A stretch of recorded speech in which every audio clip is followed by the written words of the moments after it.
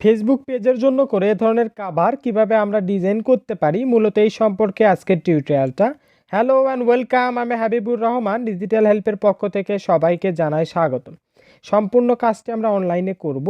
ক্যানভার যে official website আছে সেখান থেকে গিয়ে আমরা এই অ্যাপসটি ইনস্টল দিয়ে নেব, অথবা প্লে স্টোরে গিয়েও কিন্তু এটা আমরা ইনস্টল দিয়ে নিতে পারি। ইনস্টল দেওয়ার পরে আমরা জাস্ট এটা ওপেন করব। ওপেন করার পরে একটু যদি স্ক্রল ডাউন করি, স্ক্রল ডাউন করার পরে দেখবেন এখানে অনেকগুলো অপশন আছে। আপনি যে ক্যাটাগরির ইমেজ এডিট করতে চাচ্ছেন বা ফটো এডিট করতে চাচ্ছেন সেটা এখানে পেয়ে যাবেন। জাস্ট আমরা ফেসবুকের জন্য করে যদি কভার যদি এডিট করতে চাই, জাস্ট এখানে ক্লিক দিয়ে এখানে অনেকগুলো ডিজাইন আমরা পেয়ে যাই। জাস্ট আপনার যেটা ভালো লাগবে আপনি কিন্তু সেটা এখান থেকে চুজ করতে পারেন। জাস্ট সিলেক্ট করব, সিলেক্ট করার পরে একটু ওয়েট করব। আর অবশ্যই এটা কিন্তু নেটের মাধ্যমে বা অনলাইনে আমরা টোটাল কাজটি করব। এরকম একটা ইন্টারফেস আপনাদের সামনে চলে আসবে। এখানে আমরা জাস্ট বেসিক কিছু যদি পরিবর্তন করি তাহলে কিন্তু অনায়াসে এটা আমরা ব্যবহার করতে পারবো।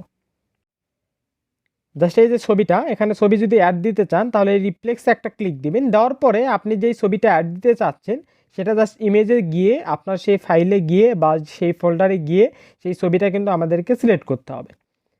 আর এ ধরনের কিভাবে আমরা ফেসবুকের জন্য করে কভার ডিজাইন করতে পারি এ সম্পর্কে বেশ কিছু টিউটোরিয়াল আছে আমার, আপনারা চাইলে কিন্তু সেগুলো দেখে নিতে পারেন, অথবা আমার ভিডিওর আই বাটনে ক্লিক দিলেও কিন্তু ভিডিওগুলো চলে আসবে একটার পর একটা।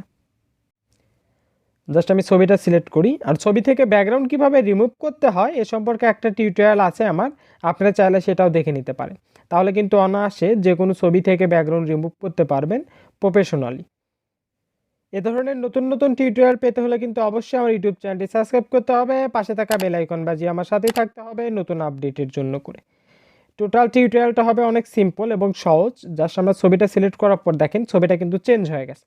এখন ছবির ব্যাকগ্রাউন্ড যদি চেঞ্জ করতে চান সেক্ষেত্রে এখান থেকে কালারটা আমরা দিতে পারি, যে কালারটা আপনার ভালো লাগে আপনি কিন্তু সেই কালারটা এখান থেকে চুজ করে নিতে পারেন।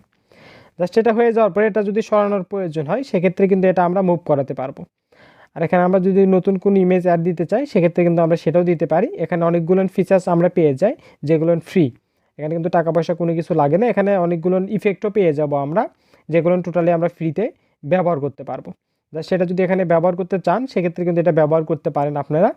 আমি আপাতত এটা ব্যবহার করতে চাচ্ছি না। এটা আমরা কিন্তু ছবির পিছনেও ব্যবহার করতে পারি, বা ছবির যদি আগেও ব্যবহার করতে চান সেক্ষেত্রে আমরা কিন্তু এটা ছবির আগেও ব্যবহার করতে পারবো।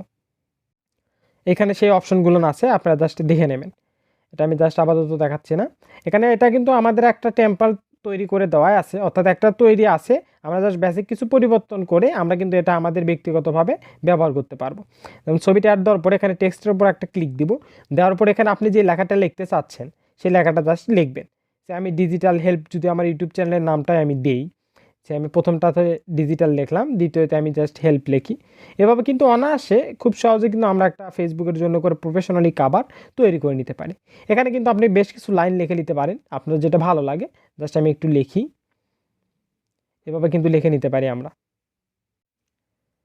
জাস্ট একটা লাইন বা দুইটা লাইন বা তিনটা লাইন আপনার যেটা ভালো লাগে আপনি কিন্তু সেই লাইনগুলো এখানে দিতে পারেন। জাস্ট আমি লাইনগুলো যদি একটু লিখি। আর আপনি যদি এখনও আমার ফেসবুক পেজে ফলো না দিয়ে থাকেন তাহলে অবশ্যই আমার ফেসবুক পেজটি ফলো দেবেন, লাইক দেবেন এবং এই পোস্টটি শেয়ার করতে ভুলবেন না। জাস্ট আমি লাইনটা লিখি, লেখার পরে আমি এটা সেভ দিয়ে দেখাবো কীভাবে আমরা এটা সেভ দিতে পারি। এখানে এটা যদি ছোট বড় করার প্রয়োজন হয় তাহলে কিন্তু এখানে বিন্দুতে আমরা যদি একটু স্ক্রল করি তাহলে কিন্তু এটা ছোট বড় হয়ে যাবে।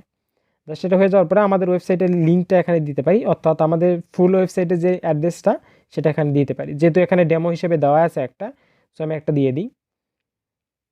জাস্ট এখানে এভাবে দিয়ে দিব। দিয়ে দেওয়ার পর আমাদের কাজটা এখানে টোটালি কমপ্লিট। এখন কালারগুলো যদি চেঞ্জ করতে চান তাহলে সবগুলোতে সিলেক্ট করে আমরা কিন্তু কালারটা চেঞ্জ করতে পারি। আমি আপাতত কালারগুলো চেঞ্জ করতে চাচ্ছি না। সো এখন যদি আমি একটু সেভ দিয়ে দেখাই যে কীভাবে আমরা টোটালটা সেভ দিব, আমাদের কাজটা কিন্তু এখানে কমপ্লিট। জাস্ট এই সেভ বাটনে একটা ক্লিক দিই। ক্লিক দেওয়ার পরে দেখেন সেভ অ্যাজ ইমেজ, অর্থাৎ আমার যে ইমেজটা ছিল বা আমার যেই ইয়েটা তৈরি হচ্ছে কভারটা, সেই কভারটা কিন্তু সেভ হচ্ছে। জাস্ট আমাদেরকে কিছুক্ষণ ওয়েট করতে হবে, তাহলে কিন্তু এটা আমাদের গ্যালারিতে সেভ হয়ে যাবে। জাস্ট আমাদের গ্যালারিতে এখন এটা সেভ হয়ে গেছে। এখন কিন্তু এটা আমরা যে কোনো জায়গায় ব্যবহার করতে পারবো। আমি যদি একটু আপনাদের দেখাই, জাস্ট গ্যালারিতে গিয়ে জাস্ট এটা হলো কীরকম আর কি। এই যে হয়ে গেছে দেখেন। সবাইকেই ধন্যবাদ আমার টিউটোরিয়ালটি সম্পূর্ণ দেখার জন্য।